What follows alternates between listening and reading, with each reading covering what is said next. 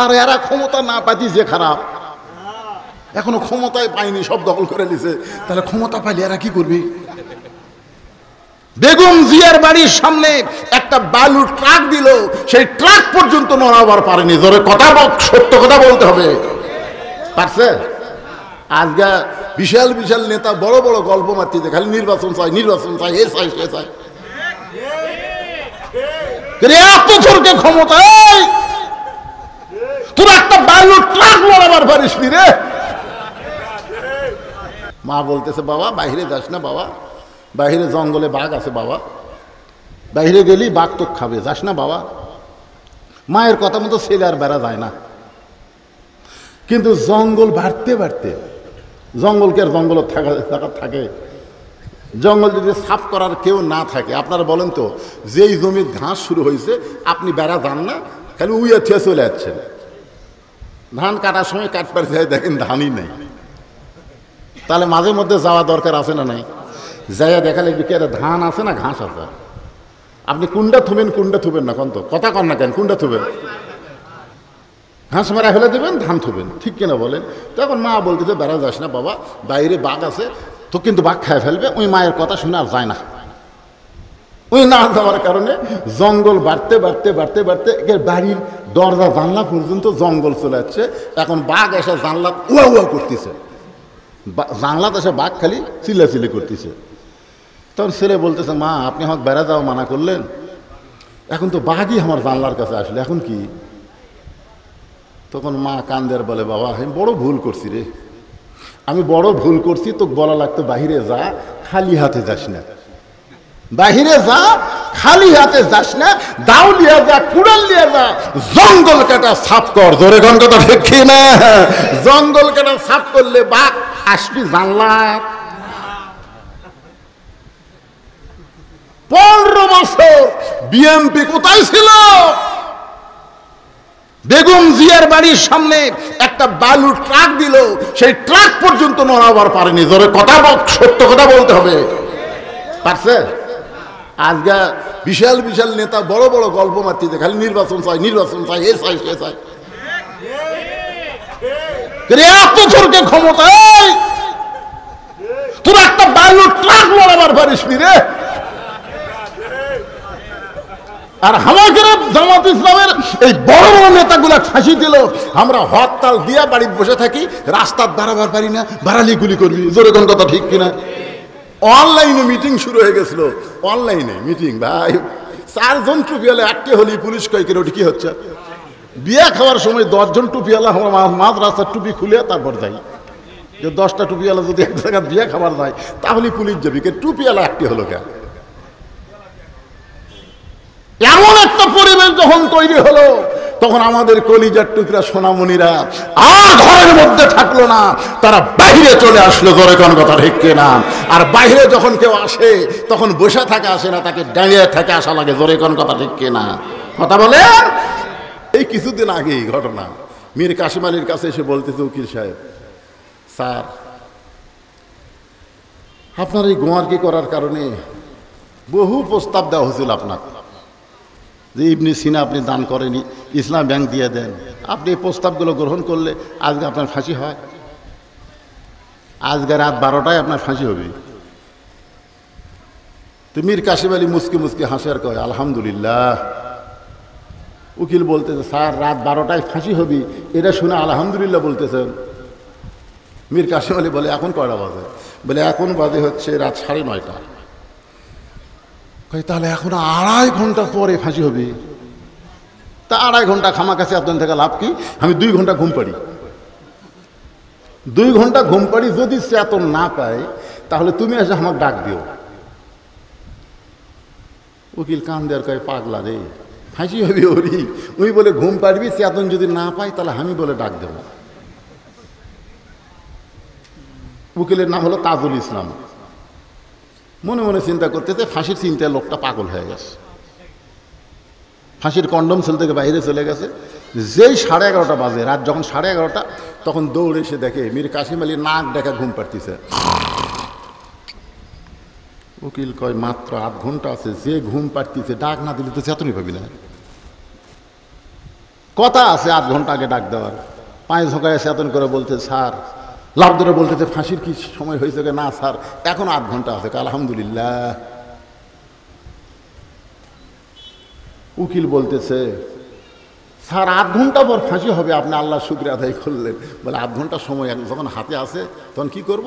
তিনি ওযু করে এসে 2 রাকাত নামাজ পড়ে সূরা মুলক আর সূরা মুজাম্মিল তেলাওয়াত করে সুন্দর পাঞ্জাবি ফাঁসির কন্ডম ছেলে যেটা ছিল ওটা গায়ে দিয়া চিরুনি দিয়ে মাথা হাঁচড়ায় বলতেছে উকিল আমাকে কেমন লাগতেছে? উকিল বলে আপনি পাগল না, আপনি বিয়ে করবার যাচ্ছেন না শ্বশুর বাড়ি যাচ্ছেন? ফাঁসির মঞ্চে আপনাকে যাওয়া লাগবে। মীর কাসেম আলী মুস্কি মুস্কি হাজার বলে উকিল ফাঁসি হবে আমার, আর কাঁদতেছে তুমি জানো না 2 ঘন্টা ঘুমের ভিতরে আল্লাহ তাআলা আমাকে দেখাইছে ফাঁসির মঞ্চের মাধ্যমে 8টা জান্নাতের দরজা খুলে ধরা হবে। 72 জন সাথী তারা জানে মরা লাগবেই। জোরে কোন কথা ঠিক কিনা? আজও বাংলার মুসলমান আমরা জানি মরা লাগবেই। কি মনে করতেছেন? আজকে যখন এখানে যখন আসি আসরে যখন আজান দেয় ঠিক ওই সময় আমার ভাতিজা গ্রাম সম্পর্কে বকরি চড়াচ্ছে রেল লাইনে, এরকম বসে আছে, মাথার ছাতি দিয়ে বসে আছে, আর বকরি রেল লাইনে ঘাস খাচ্ছে। একটা ইন্টারসিটি অনেকবার হুইসিল দিছে, ওই শোনেনি, ওই বসে আছে। গাড়ি অক মারে দিয়ে চলে গেল। আসরে আজান, আজকে আসরে আজানের সময় দেখতে গিয়ে দেখি মাথার মগজ সব ছিঁড়ে গেছে। আপনি বলেন তো উনি যে রেল লাইন হয়ে বসে ছিল বকরি ছাড়া দিয়ে, ওই কি মনে করছিল যে এখন আমার মৃত্যু হবে? আপনারা কি ভাবতেছেন? মরা যখন লাগবে ওই 4তলা 5তলার দিকে তাকায় মরেন না, এরকম ঘাড় কাত করে বারবার দেখতেছে। কি দেখতেছে বাবা? হুজুর 6 তলার ভিড় দিছি তো 4 তলা হচ্ছে, রড বার করে হুজুর দোয়া করবেন 6 তলা দান কমপ্লিট করবার পারি। আমার আশা হুজুর 6 তলা।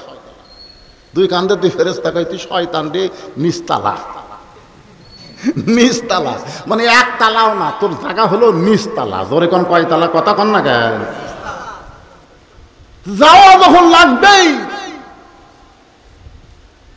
তাহলে যে কয়দিন সময় আছে আজ থেকে আমরা তওবা করে কি হোসেনের দলে আসতে পারি না?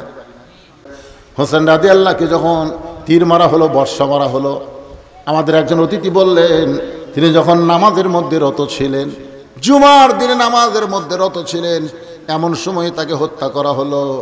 অথচ তিনি নামাজে ইমামতি করছেন, যারা তাকে হত্যা করেছে তারা মুসল্লি হয়ে তার পিছনে নামাজ পড়ছেন। দেখেন মুসলমান, হোসেন রাদিয়াল্লাহ হত্যা করার আগে হোসেন রাদিয়াল্লাহ ওই কারবালার প্রান্তরে বিশাল একটা জামাতের ইমামতি করলেন। সেই জামাতের ইয়াজিদের বাহিনী ছিল, যারা হোসেনকে হত্যা করতে এসেছে তারাও পর্যন্ত ছিল, তারা হোসেনকে নেতা মেনে তার পিছনে নামাজ পড়েছে। আপনারা বলেন তো এই যে ইমাম মেনে নামাজ পড়লো এটা আসলে কি হোসেনকে নেতা মানছে না নেতা মানছে ইয়াজিদকে? কথা বলেন, নেতা মানছে কাকে? এখন আপনারা বলেন যারা হোসেনকে হত্যা করলো অথচ হোসেনের পিছনে ইক্তেদা করে নামাজ পড়লো আর নেতা হিসাবে ইয়াজিদকে গ্রহণ করলো, তাহলে ওই নামাজ কি তাদের কোনো সময় কবুল হবে? নামাজ যখন শেষ হয়ে গেল হোসেন রাদিয়াল্লাহ বললেন, রে ইয়াজিদের লোকেরা, তোমরা জানো আমার নানা ঘোষণা করেছে সাইয়্যিদুশ শাবাবি আহলিল জান্নাহ, 2 জন যুবক জান্নাতি যুবকদের সর্দার হবে। তার একটা হলো আমার বড় ভাই হাসান, আর একটা আমি হলাম হুসাইন। আমার নানার সেই কথা কি তোমরা শোনো নাই? আমরা জান্নাতি যুবকদের সর্দার হব। মাসুদ মাস্টার আল্লাহ 600 টাকা দান করেছে। আল্লাহ তোমার ঘরে যে নিয়তে দান করলো আল্লাহ নেক নিয়ত নেক আশাকে কবুল করে নাও। জোরে সরে বলে আল্লাহুম্মা আমিন। বাজান শিক্ষাটা খুব খেয়াল করবেন যে আজকে এখানে বলা হয়েছে কারবালা শিক্ষা শীর্ষক। কারবালা থেকে আমাদের শিক্ষাটা কি? এই শিক্ষাটা আপনাদের সামনে আমি বলতেছি। শিক্ষাটা হলো যে অবস্থায় হোক বাতিলের সঙ্গে আপোষ করা। কুল জাল হক ওয়া যাহাকাল বাতিল ইন্নাল বাতিলা কানা যাহুকা। একটু মনোযোগ দিয়ে শুনবেন, বাতিলের সঙ্গে আপোষ না করার কারণে হোসেন রাদিয়াল্লাহকে তারা হত্যা করলো। একসময় ইয়াজিদের দরবারে হোসেন রাদিয়াল্লাহর মস্তক মোবারক নিয়ে গেল। ইয়াজিদ আনন্দ করলো, যে দেখো হোসাইন জেদ করার কারণে তোমার কাছে প্রস্তাব দেওয়া হয়েছিল ঘরে বসে থাকা খাওয়া, খালি ঘরে বসে থাকা তুমি যা চাইতা তাই পাইতা, কিন্তু জেদ করার কারণে আজকে তোমার অবস্থাটা কি? আমি সিংহাসনে বসে আছি আর তোমার দেহ আছে কোথায়, আর তোমার মাথা এখন কোন জায়গায়? দামেস্কে মাথা নিয়ে গেছে, একটু খেয়াল করবেন। ওই সময় নবীর একজন সাহাবী ছিল আনাস ইবনে মালিক, তিনি দাঁড়িয়ে বললেন, ইয়াজিদ, হোসেনের দেহ পড়ে আছে কারবালায়, আর মাথা নিয়ে আইছো দামেস্কে। তুমি অহংকার করে বলতে হোসাইন আজকে তোমার অবস্থা কি আর আমার অবস্থা কি?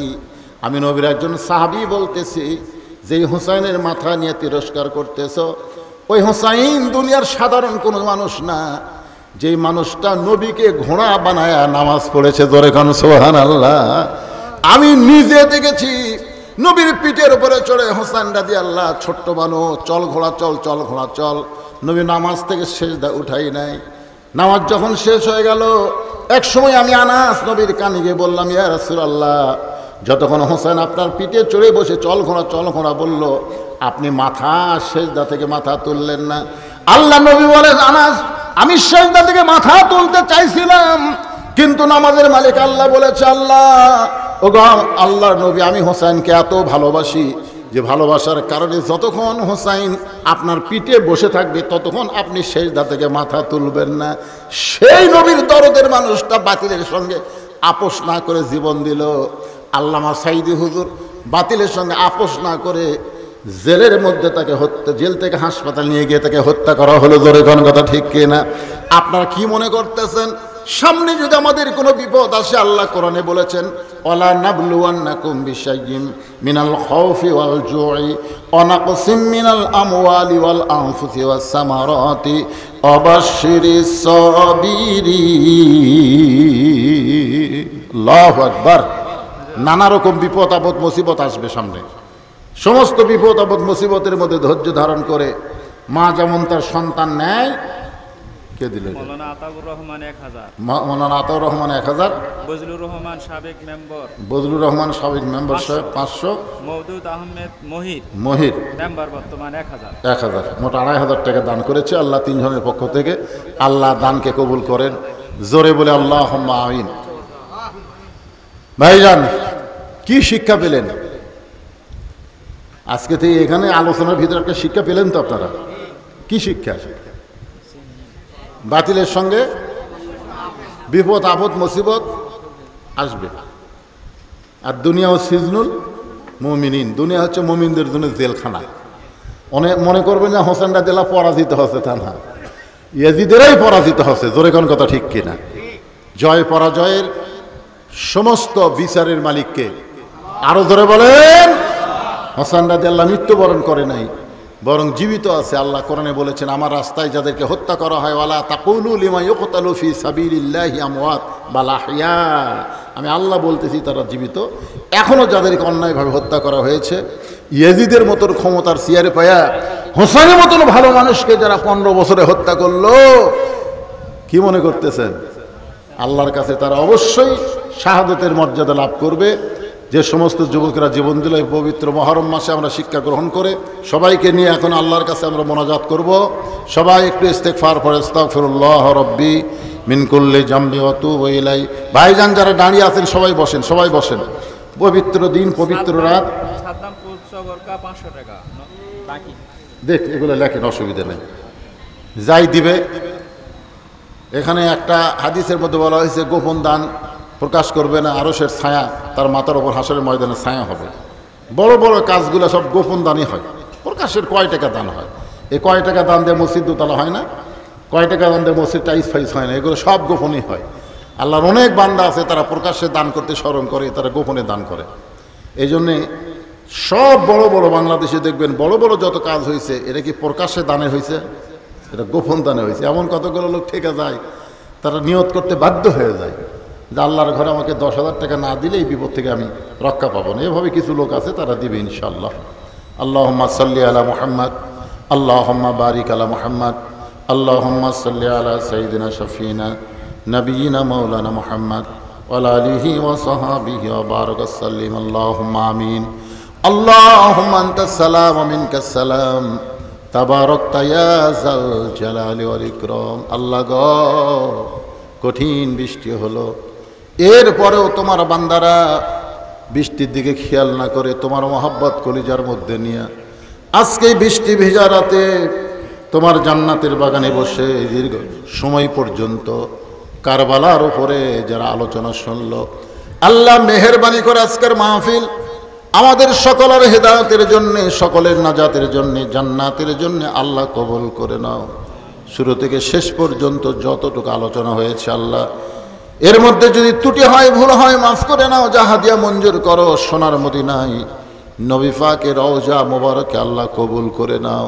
তামাম আম্বিয়াই কেরাম, আসহাবে কেরাম, তাবিনী কেরাম, তাবিনী কেরাম, তামাম পৃথিবীর মাটির নিচে যত মুমিন মুমিনা শুয়ে আছে আল্লাহ, সকলের আরওয়াহ ফরে হাদিয়া কবুল করো আল্লাহ।